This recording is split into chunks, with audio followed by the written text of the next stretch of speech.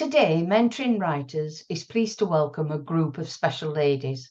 They are all involved in the creation of children's books, either as an author or as an illustrator. The ladies are members of a group I first met a few years ago whilst visiting my family on the Gold Coast in Australia.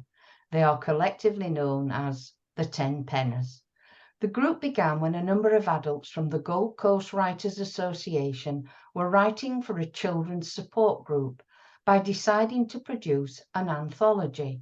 The year was 2004, and at that time the name of the group was quite appropriate since there were 10 authors contributing to that first book, which was titled Shock, Horror, Gasp.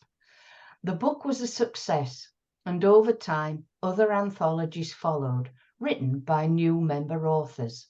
Here to talk about their books, including their latest anthology, I am so delighted to welcome the members of the Australian Writers Group, the Ten Pennies.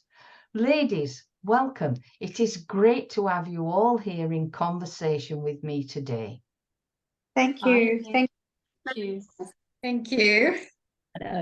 Now, as I explained, we first met, I think, through Marion being a member of Scooby, the Society of Children's Book Writers and Illustrators, where she invited me on one of my visits to Oz to join the Ten Penners at your monthly meeting.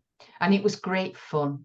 So for my viewers and listeners, I'd like to, please, if you could, introduce yourselves and give us a brief background to your experience in writing outside of the Ten Penners. So seeing as how I know Marion, I'm going to let you go first. Thank you. Well, my writing outside of the Ten Penners hasn't really kicked off very well. I'm quite jealous of Jill and Kate. They've been writing prolifically, but I have things work in progress, a lot of work in progress. But with the Ten Penners, I've enjoyed 16 years as coordinator, and I did a lot of loss for the word, encouraging all my people to do better and get onto different tasks, different quests. And actually Jill and Kate, they've been in NaNoWriMo, which they've only just finished, and I know one of them's won for the month. That was I'm still fun, going, and I'm still trying to get there myself. So that's a big one. I wrote one of those title in You wrote how much? NaNoWriMo. No, in NaNoWriMo, I wrote a title, which is it's more than I Very did good. last year. That's it. Jill. I think I've got up to about 8,000 words or something like that. That's good. Not the 8,000 words is not good. the 50. Yeah, it's something. Well, by the time I come down there in April, May next year, I expect to read more than 8,000 words. It's as simple as that. There you go. You're on notice, girl. You're on notice. Thank you. Go on, Jill. You let us know what you've been up to prior to, Okay. outside of the Ten Penners. Sorry. outside of the Penners, up until joining the Ten Penners, I didn't write children's stories. I wrote science fiction.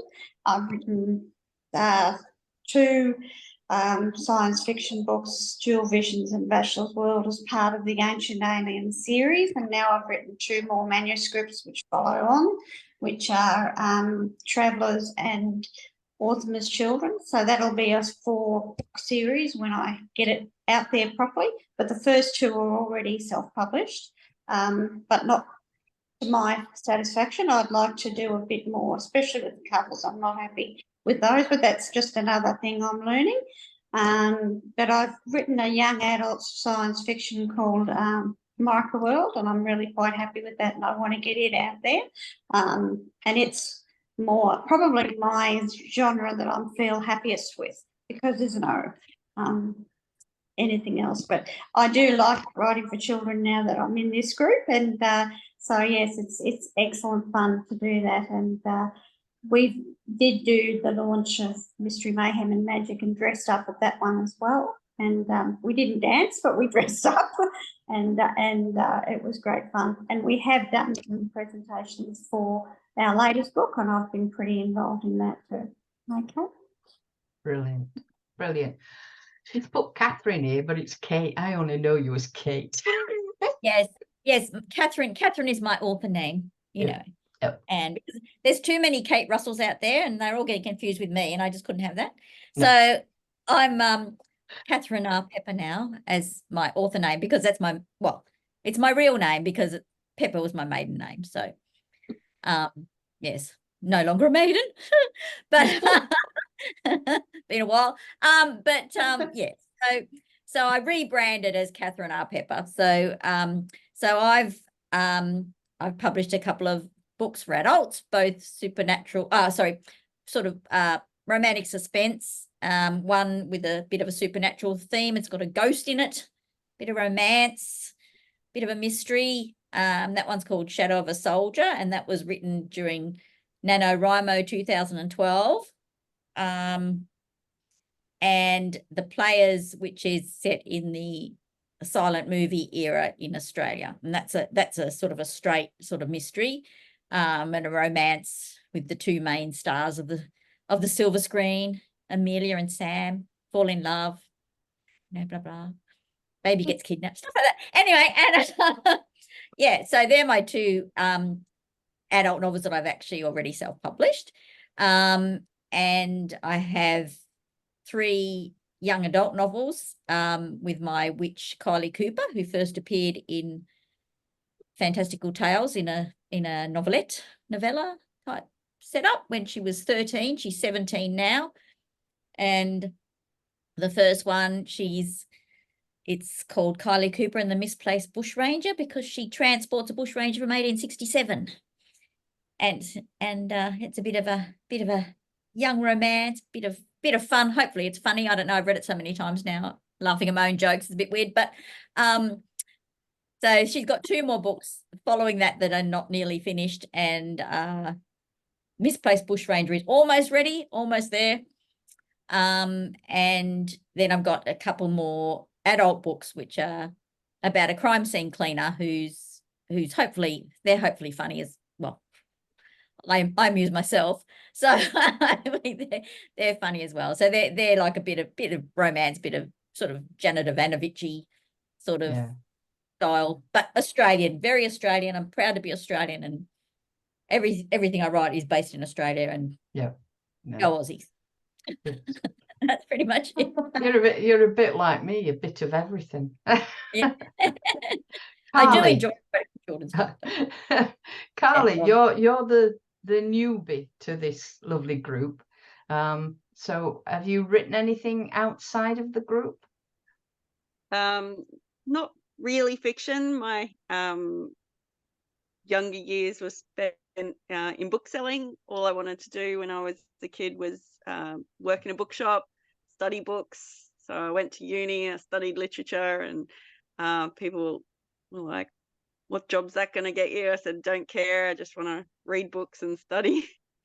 And so I've got a Master's of Philosophy in Literature. It's in the history of bookselling in Australia, because at the time I was working as manager of an Angus and Robertson store, and it's not fiction, but it is a 15,000 word manuscript that's bound on my shelf with my name on the spine in gold. So I'm very proud of it. Nobody's read it except the person that marked it, and maybe someone else in the research higher degrees office, but that's all. It's my baby, and it's sitting on my shelf. So I'm hoping to do a PhD one day, just so I can read more books and study. But yeah, so I've worked in bookshops, and Marion has asked me years ago, because she's the wife of one of my husband's friends. She asked me years ago to join, and I was the manager of the bookshop that they had one of the Fantastical Tales launch at, and I'm like, yeah, I'll join. And 10 years later, I finally got around to doing it. And since I've joined, I've also done a couple of short stories for Gold Coast Writers Association's short story competition and the SBS Emerging Writers competition. And it's just about doing more writing. So that's what being part of the 10 Penners has done for me, just to get me into the habit of writing. So, and it's been a lot of fun as well. Yeah. The meetings are amazingly fun. That's very important. Very important. Writing has to be fun. Definitely. Yeah. Yes. And of course, Jennifer. Oh, yes, me. As you know, I'm the illustrator in the group. And what I had written anything beforehand was really just stories for my own boys. I've got 3 sons, and I used to write stories for them just to read before they went to bed, so bedtime stories. And they were very much, being boys, very much into adventure and mystical and magical and all that sort of thing. But I never really did anything with it because my art was important. The type of job I had while the boys were growing up was I'm an architectural draftsperson. That was my career. And so everything was very finely drawn. And that's where I developed more into my fine art as well, because of the type of renderings and things that we had to do for the architects. And from there, I just went on. I just do my art. It was just all about art. I had no intention of writing. I ended up, meeting Jill at a party, at a Christmas party, and at a friend's party. We sort of hit it off. She told me she wrote books. I told her I illustrated, and she thought I'd be great, a good fit with their group. So she invited me in, and I'm really excited to have done that. So now, with their help and with what I've learned from all of them, I've been able to put the stories together, and happy to say I now have 3 stories in our new anthology. So hopefully I will be able to do some more, and will continue to write with this lovely group as well. I love doing the illustrations. I'm happy to be doing them as well, but very happy that I am starting to write. It's a very different area to move into for me, but I am really enjoying it, and the group have been marvelous. They've taught me a lot. So yes, that's me. Oh, well done. Yeah. Well done. That's Thank good. you. Yes. Now, as I mentioned earlier, your first anthology, Shock, Horror, Gasp, was a great success. And I read that at the Gold Coast Writers meeting following the launch of the book, all the authors involved dressed up as witches and ghouls, and that they danced around to the tune of the Monster Mash, making the room rock and roll with laughter. The success was that the limited edition print was soon sold out. You say on your site that sadly, many of those original authors are no longer with the group. However, that didn't stop the 10 Penners from going on. Would you like to tell us what happened after the book's success and how you managed to encourage others to join your special group? I think this is going to be Marion, isn't it, who's going to explain? Most of the time we tried encouraging people from the Gold Coast Writers Association, because it is a subgroup of the association. But basically anybody that we met through just living life and knowing that they love books, such as Carly and Kate. I met Kate through primary school, my daughter's primary school. One of her friends in her class, his mum, it was Kate's sister-in-law, and she said, "You should meet my sister-in-law, Kate. She likes to do writing." And it turned out that we both sort of joined the Gold Coast Writers around about the same time. We were actually at that first meeting at the same time. She joined up on the day, and I took a couple of weeks to join up. So her number's more impressive than mine. But just getting out there and finding all these people that just love books, love to write, have a bit of a quirky personality, so they can do beautiful stories for kids and make kids laugh and go on fantasies, little mysteries, little adventures. I think over the years we've had some people come and go, and they had things to do in their life, or it was just not the right fit for them. So what we've got now is a lovely group of ladies who are doing really well. So yes, it's It's nice. brilliant. Brilliant. Super. As a writer's mentor, I've run a couple of competitions for writing short stories, and I find that the contrast in the stories, even with a theme, can be quite varied and different. So can I ask, before writing, how do you agree on the theme for your stories? And also, what age group are you generally aiming at? Jill, yes. Well, we do go through a process of a general discussion. In this case, Marion chose the theme backyard because of that ad where the kids, what was it, Marion? They saw something and became the Tip Top. yeah. So Tip yeah, Top bread commercial. They were all Oh. going through doing safaris in the jungle, but it was their backyard, and the lion was the actual dog. And then after a while, mum turns up and yells out that it's lunchtime, and the kids slowly go back to reality and then grab their sandwich for lunch. But that was just, what the inspiration was with the ads that were on at the time. And the age group? Is it 8 to 12? 8 to 12. It's usually 8 to 12 that we go for, yes. Yeah. But I was hoping to get a younger age group, but some of the girls didn't really want to go to that younger age group. It was a bit of an obstacle. So instead of getting the extra challenge, we stuck with what we like, which I think is good anyway. It's nice to have that good fit. Yeah, I think these days we have some children who are advancing the reading and some who aren't. So it's difficult to draw that line when you're writing chapter books. I think you will have to stick at a certain a slightly higher age limit starting. You can't. Some kids will read chapter books at a younger age, but they're very rare. So you have to stick at that slightly higher line. So I agree there. Yeah. Apart from Shock Horror Gasp, over a period of time, you have written three further anthologies. My tongue's not working today.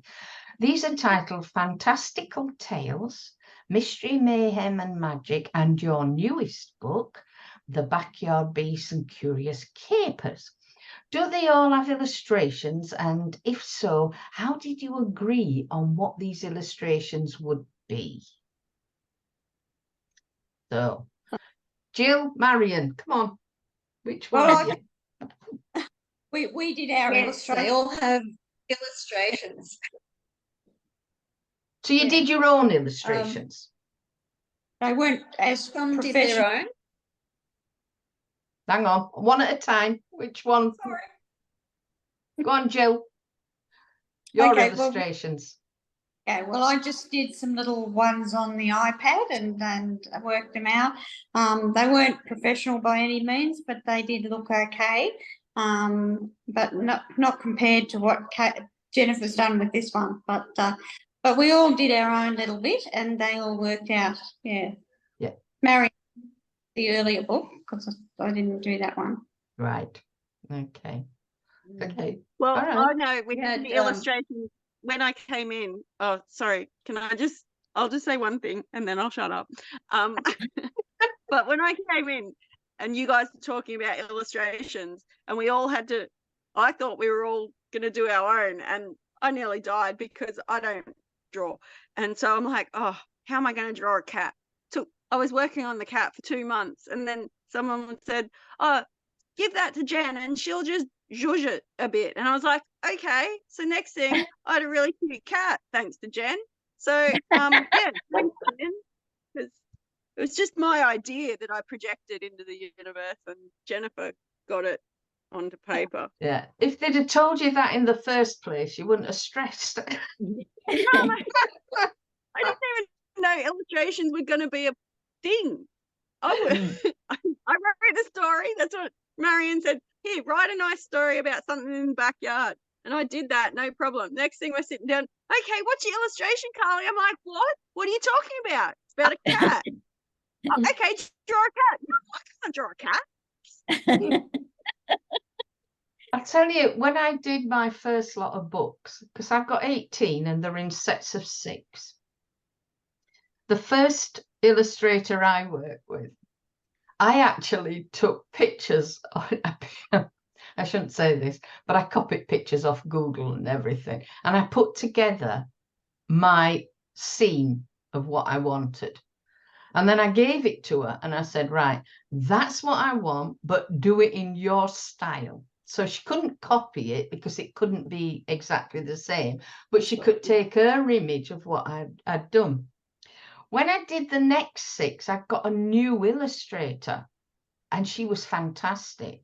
So this is giving them the story to read as well, but also, and I said, right, this is what I want. And I wrote this paragraph of everything I wanted in the scene, in each scene. By the time I got to the last 6, I just gave her the story and wrote one sentence, this is what I want. And up she came with it. And I've had some brilliant scenes in all of my books, because mine are scenes, not just small images. They're complete scenes, picture book, you've got a full page. But that's an experience to actually describe what you want. If you can describe what you want, then you will get what you want. If the illustrator is good, you will get what you want. So if you've got a good illustrator, which you obviously have, then you as long as you describe it right, you'll get it. I know I did. Yeah, I mean, sorry. I was going to say all our books had illustrations, but this latest one is the only one where we've had consistent, really professional looking illustrations, thanks to Jen. And it's made a huge difference to how the book looks. I mean, don't get me wrong, I'm very proud of our other books, but having that consistent sort of style throughout, and it just makes it look so much more professional and really polished, and of course the style's the same, so it's all it just came together beautifully. And poor Jen was burning the midnight oil getting all these illustrations done, but then she'd think of more illustrations to do, and so she's making more work for herself.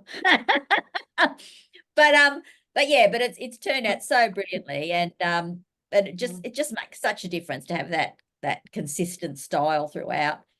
Because we decided with this one too that it was going to be more heavily, like, it's bigger print, it's sort of more spread out, sort of to make it easier to read for and with and more heavily illustrated. Like every story had a big illustration and one at the end, and a couple had a few extra illustrations as well. So it was much more sort of planned to be more visual than some of our other stuff. So it's turned out really well. Yes. Yeah, So, the only thing I could say that when we did the book with Lorraine Blomberg was an artist before Jen came on, and she did the covers of a couple of our books. And then in Mayhem and Magic, Starla Martineer did the other one. But my Trini stories were based on pictures that Lorraine Blomberg had done, but she's now passed. So we dedicated that book to her. So that lovely.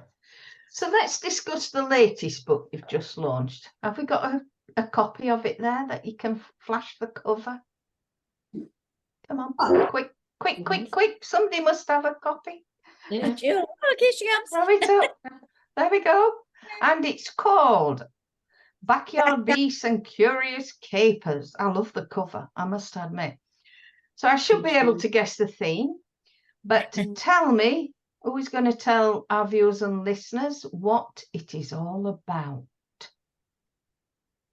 So, Marion, are you going to start? Sure. Oh, okay. Oh well. Since I started the ball rolling with it, and then Jill took over because I stepped down as coordinator.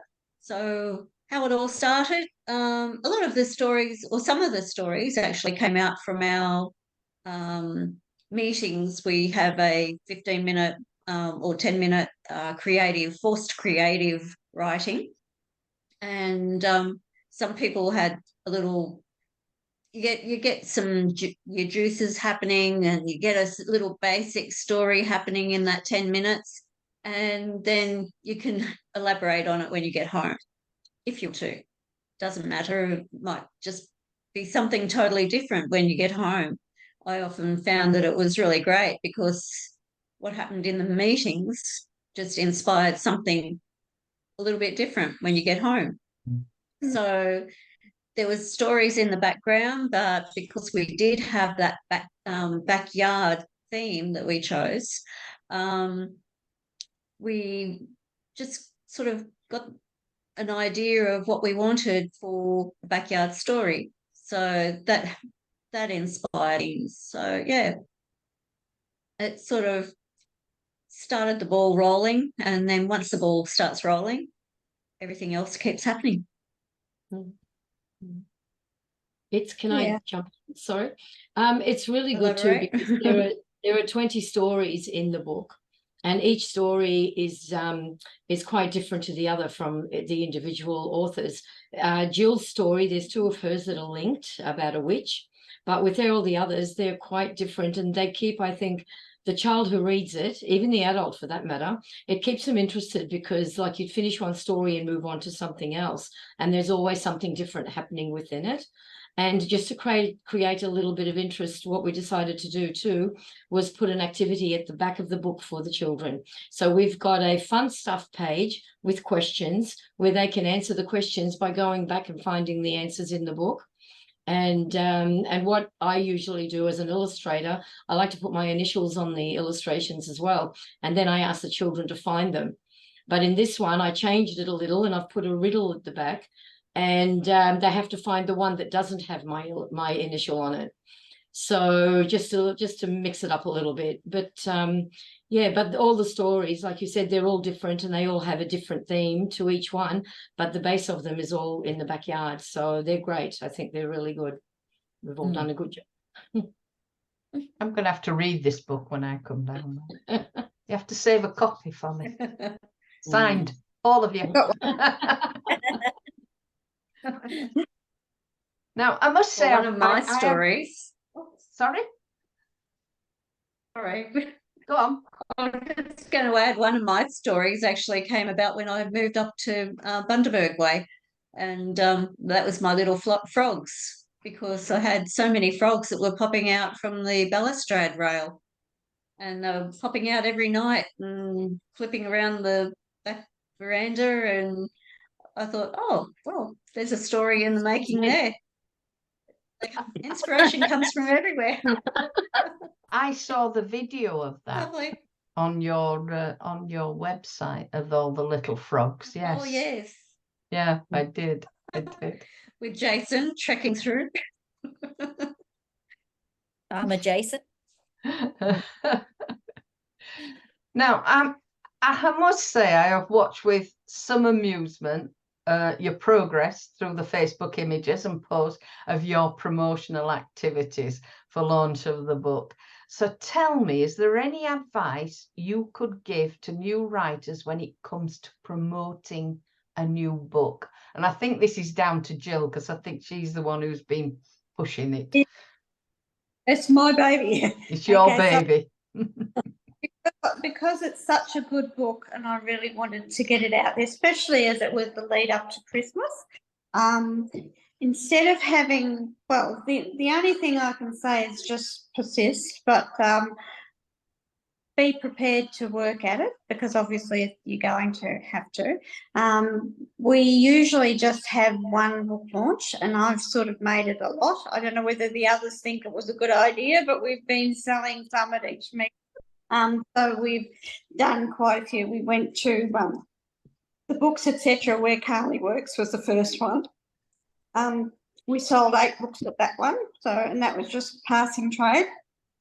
And then It at was the big, fabulous. sorry, yeah, it was good, really. And then we dressed up It's there. fabulous. And the Big B Books in Burleigh was just Kate and I, and we sold a couple of books there. And then we had the Gold Coast Writers meeting, and that was Jen and I, and we did a couple there, sold a couple there.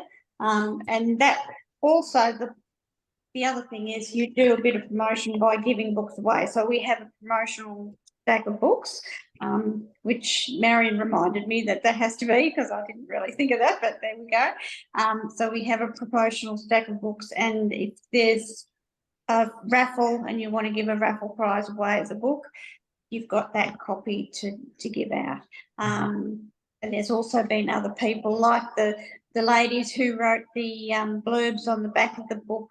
Having read it, I've sent them both a copy of the book, so they've got them on hand. And yeah, so we've got another promotion on the 9th of December, and that's going to be Kate and Carly at Budgeraba. And then the last one will be at the Upper Coomera Library on the 16th of December. So that one's a local. We're sort of trying to cover the local area, but also get around a little bit. Yeah. And I contacted the schools, but of course it's too late in the year for them to be too bothered about doing too much. Yeah. But I have asked, put it in the newsletter, so I'm sort of hoping that some of the schools did, but I don't really know for sure. But anyway, but it's good to get it out there as much as we can, and then next year we'll probably work on visiting schools and libraries again to promote it. Yeah. So It is difficult at this time of year. You've got to pre-plan all when it's coming up to Christmas, but you've put in a lot of effort, and this is what people have to realise, that it doesn't happen overnight, and a lot of effort is involved. Even I get people who say, oh, well, I'll go with the traditional publisher because they'll sort out all this promotion and marketing and everything. Hang on a minute. They don't. You still have to go out there and work hard, even with a traditional publisher. They might get you a link, they might get you through the door, but you still have to work hard. So yes, I think you've done very well, and I've found it amusing because of your dressing up and everything. So it's been good. So I must say, I was going to say I enjoyed wearing my pixie ears a bit too much. I think I must be part pixie. Oh, she's got all the look. She's off to get all the props. Is Kate? Actually, I had Jill. Yeah. Yeah, I had for Halloween. She got some pictures. Oh, there we go. For Halloween at work, they actually requested I wore my pixie ears into work on Halloween, and I did. And very briefly, I had to walk around the office with the pixie ears on. Oh, anyway. That was Look at us. Yeah. Brilliant. Oh dear. Right. So I do find that writers often feel that working in a writing group can be very supportive. And can I ask each of you to perhaps sum up what being a member of the 10 Penners means to you as an author? So we'll start with Kate. What do you think? Well, honestly, it's been the worst. No. Yeah. No. It's actually being a member of the 10 Penners has been a great joy in my life. Like, honestly, we have so much fun. These girls, they're best friends in the world. We all get along really well. We have a lot of laughs, and I'm sure we all feel really supportive and encourage each other in whatever individual projects we're doing as well. And it's just been brilliant. It's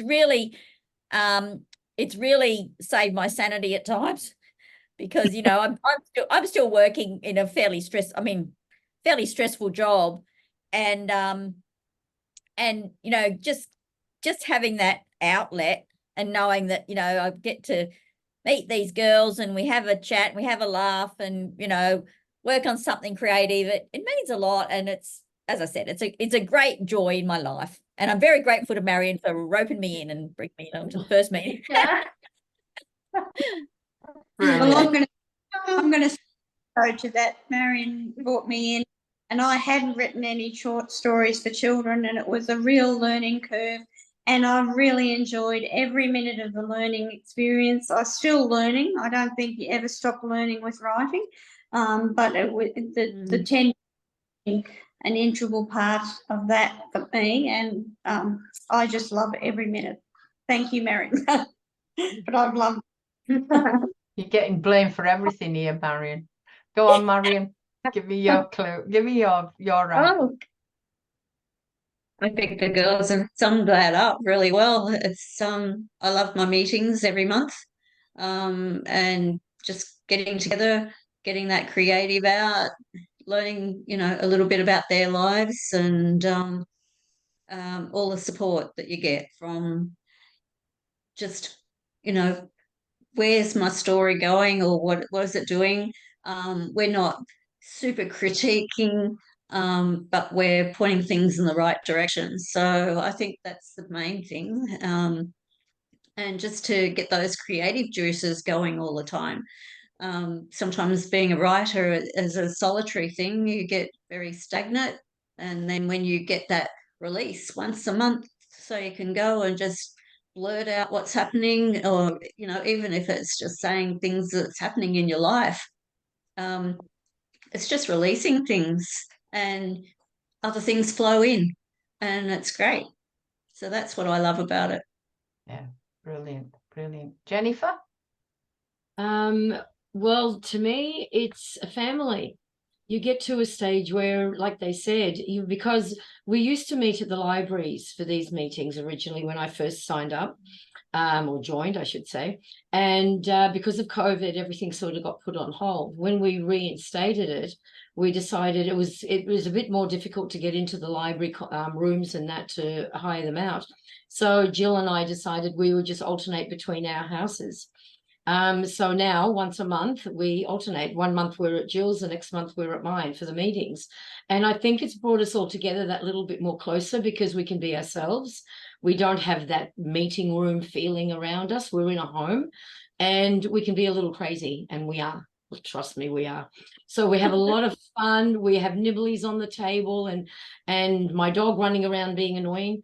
And we have all sorts of things that it does. And like she said, like Marion said, we talk about not just the books, but family. But sometimes it's talking about that can give you an idea of what to write as well. So, because if you think about your life, we write every single day of our lives, because we're on Facebook, we're on Instagram. Yeah. I am, don't know about everyone else, but I am. So we actually are writing every single day, nearly every minute of the day. So what we write about our lives and what's happening in our lives is a short story. So when you get together and you have to think about what to write, really, you don't have to look too far past what you're doing. And I think for me, that has been the biggest light bulb moment sort of thing to write, because it's made it a lot easier for me to sit and think, and yet something. Even now I can go past a shop or anything. If I see something that triggers a thought, I think, God, that'd make a great story. And trouble is, by the time I get home, I've forgotten. But it really does help. It's just being together and doing all that. And I also love the fact that they have these, what do you call those cards again, Jill? The ones. Storymatic. Storymatic. We've got this box of Storymatic cards that Jill and Marion used to when she was coordinated. They used to bring them out, and they give you, they're like cue cards, and you'll have about 3 cue cards, and you've got that 10 minutes, like Marion said, to sit and write a story just using those cue cards. And they're amazing. I love them. I think it's so good. So yeah, so this whole group, to me, it's a family. It's not just a group of writers. So very happy to be involved with them all. I love you all. So yeah. And Carly, go on then. Oh, well, for me, it's hard to write when life gets in the way. And what the meeting does is for 2 hours every month, I get to prioritize it, and I get to say to the kids, and I get to say to my husband, I'm going to my meeting. I'm going to write. Bye. Like, Karen picked me up once, and the kids were still, Mummy, in the driveway. And I'm like, close the door. I'm like, bye. Just get me out of here. Just let's go to the meeting. So for me, it's the space to write that you don't get. You say you're going to give to yourself, but by having a designated meeting and people who focus you and who you feel they're your people, it makes it easier, and you feel like you belong, and you feel like, I found my people. And I write more because of it, because you're in a supportive group. Yeah. That's true. And I do turn up for the coffee. Yeah, it's the coffee and cake, really. The writing's just a Of bonus. course. But girls, I'm gonna have to go because my phone's on 4% and it's overheated and I can't charge it. It won't let me charge it. So I just wanted to say that the 10 penners is brilliant. Yeah. So we're going to lose you. Okay. You're going to lose me in about 3%. Yeah. Okay. All right. All right. So if we lose you, thank you. No, that's all good. Bye. I'll just hang in until my phone dies. It's all good. Okay, lovely. So well, I tell you what, I will ask you the question that because I can always add it in later. Okay, cool. Right. One of the questions that I always like to ask all my interviewees is, what let me find the question. So the question is, I want to go back to when you were a little girl and tell me what it is you want it to be when you grew up. So I'm going to ask you that one now. I wanted to be an accountant. I love you. I love you. I like numbers, and I thought I'd make money. I started my working career in an accountant's office. I'm going to add that in. I'm going to cut this and I'm going to put it in. Right. So, right, I'll carry on with the questions now. Oh, she's gone. I've lost her. Oh dear. Oh dear. So one of the questions I always like to ask my writer interviewees is, if you were starting writing now, what piece of advice would you have liked someone to have given you before starting out? Now, it could be the simplest of suggestions, but one which you think would have helped you and which might help new writers. Believe yourself. So, Marion. Okay. I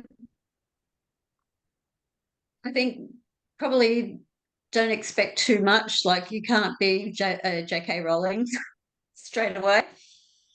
That's a good one. That is a good one. I think I knew that anyway.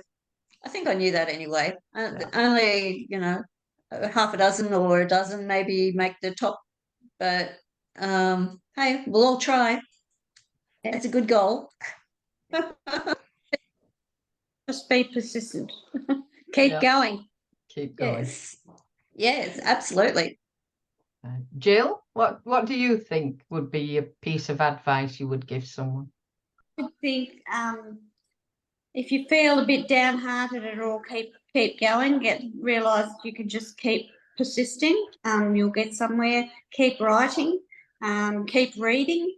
Read a lot. I love reading, so it's not hard for me to do that. But it does help. What you can do. When I was young, I did find something's fallen down. I did find that told me about her her grandfather's writing, and he used to write poetry, And she showed me some one day, and that was really an inspiration. I thought, wow, you know, somebody 3 generations ago or 2 generations ago was writing, and they found it really a joy, but probably didn't do anything with it other than find it a creative outlet, but it was wonderful. Yeah. So, yeah, so it was in my mind. That's all. And Jennifer, what do you think? Read Wuthering Heights.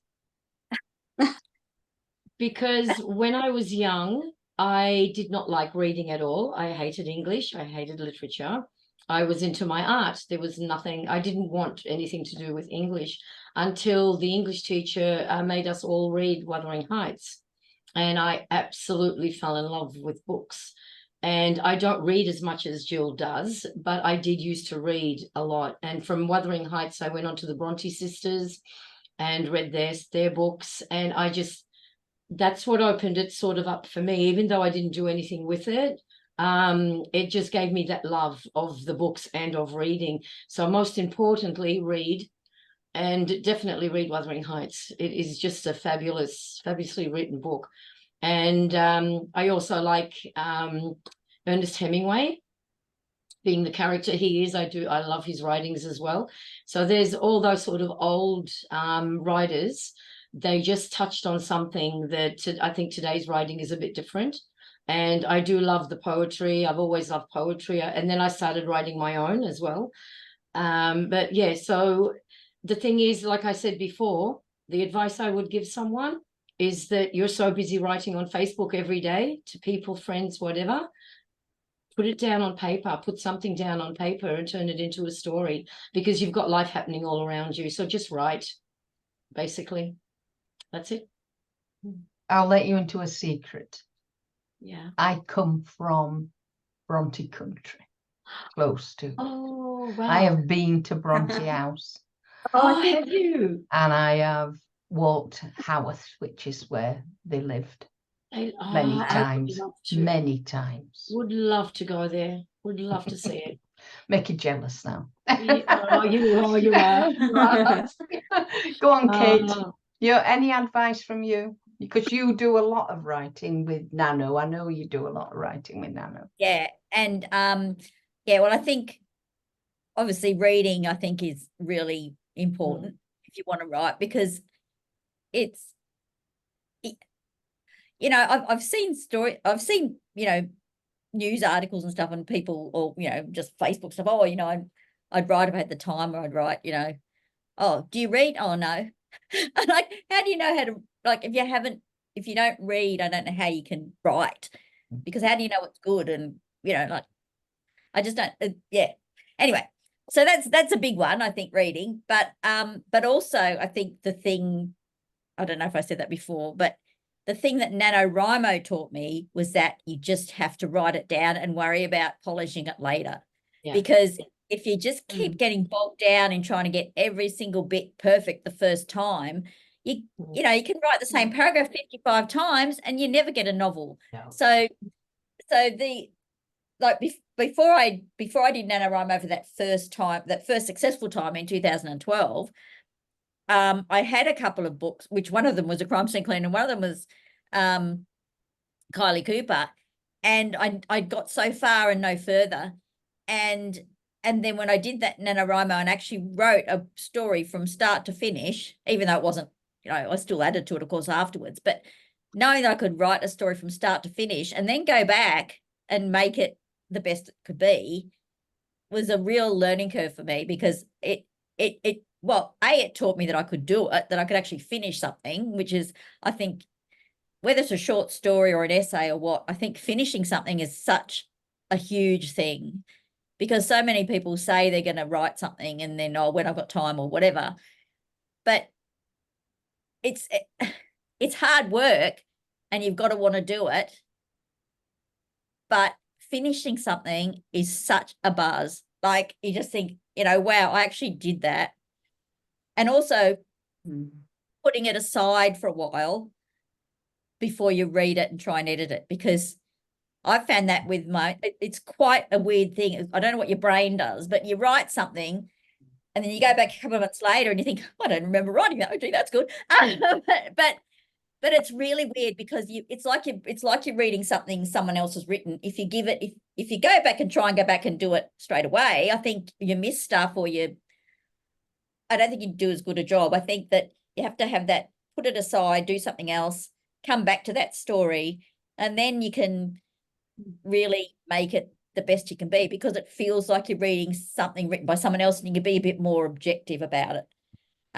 That is one of the best pieces of advice.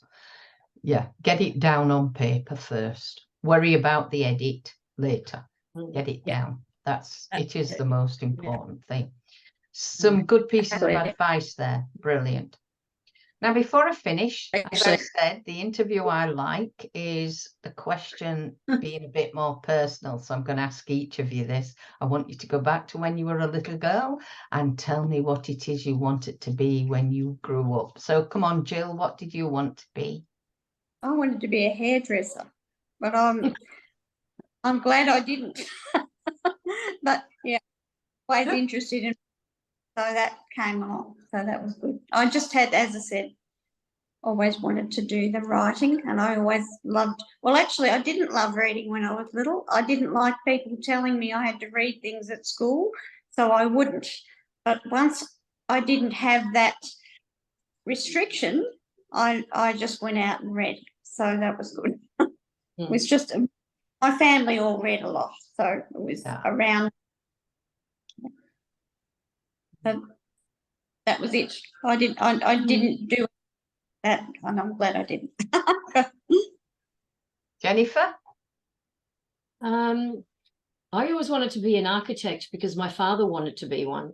And he sort of always spoke to me about it. That's why I went and got my architectural degree. I got architectural drafting technician, and I did that for about 30 years, working in the building industry. And so I always wanted to actually be like an architect and design. I love buildings. I like the character in the old buildings and all of that. So because the architectural the course itself actually had art included in that, because you have to learn how to do perspectives and renderings to present to your clients. So obviously the art side of it was in there, which is what got me hooked even more. And I learned how to do that. And I became a fine art artist after that because of the detail that we learned in the architectural course. Everything had to be to the millimeter and spot on, and you couldn't be any way off track.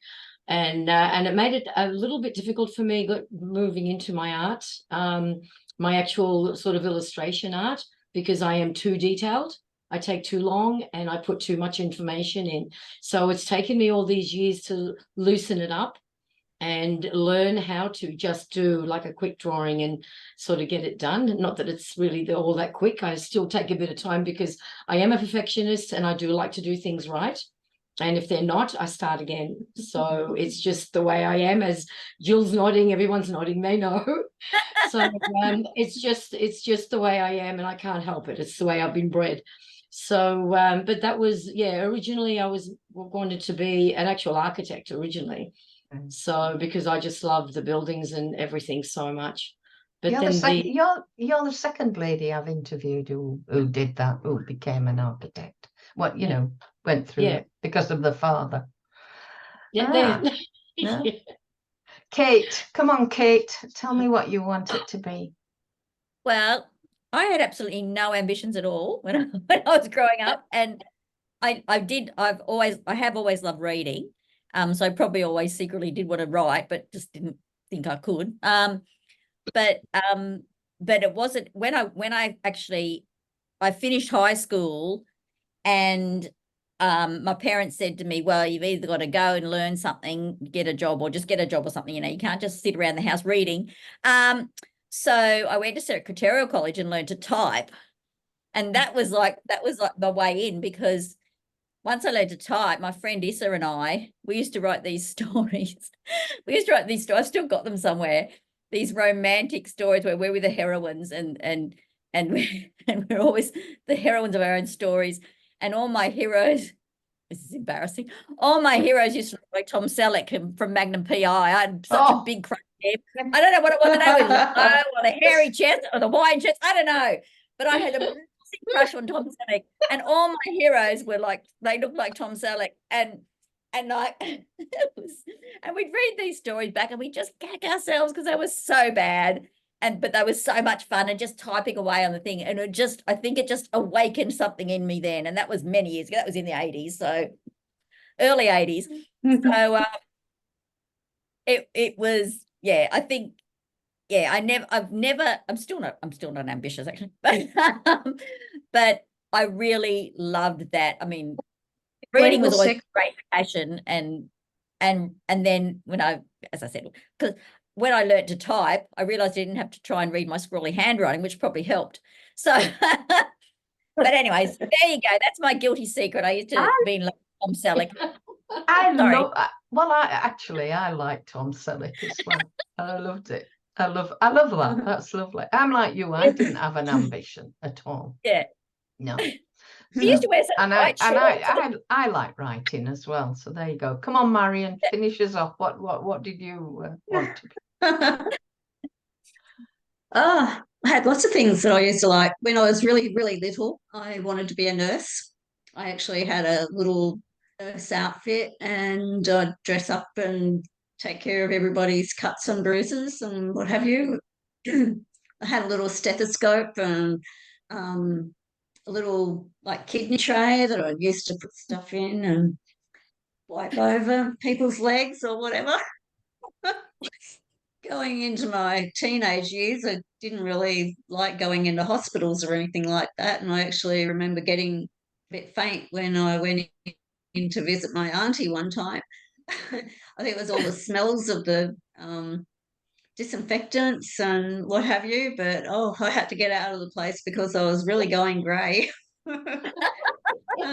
I actually thought I'd like to be a writer just before I left school. We went on a school excursion one time to Sydney Morning Herald. I lived in Sydney back then, as you can tell. And I thought, wow, this would be a great place to work. And I remember somebody saying, oh, you have to be an A-grade student to be able to get there. Well, I was always good at English, but that sort of threw it in the bin for me because I thought I'm not an A-grade student. So, yeah, I put things on hold. Life got in. I went into the bank and started doing some writing when my daughter was born. And I had some encouragement from my husband. So that was really lovely. Brilliant. Absolutely brilliant. And finally, can I ask, what does the future hold for the Tenpenners, a group that has been in existence? Now, I put 16 years, but I think it's longer than 16 years, I'm sure. So, Jill, what does the future hold for the Tenpenners? Well, I think we'll keep morphing into, different group strategies, like different people, and we'll just keep writing. We meet and we love it, and we're going to continue doing that. And we will be promoting this book and doing more, and just getting out there and writing. But I hope for the next 12 months we'll just concentrate on presenting our book and also just adapting our skills and learning a bit more as well. Because sometimes I think you just need to get back to basics before you can carry on again. That's true. That's good advice.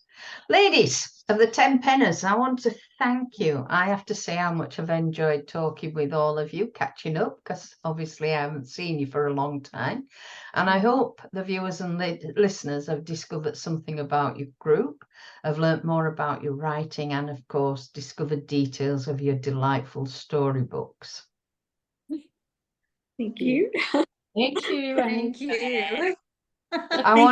I want to thank you all for joining us today. Details of the Tenpenners books can be found on their website, which is, Jill? Okay, so it's a good question, and it's a Wix web. Sorry, I've got to get it up. But we also sell it on Amazon. Yes, I've got that. So yeah. Well, so what I'll do is it's on their website, so it's Amazon as well, in all good bookshops.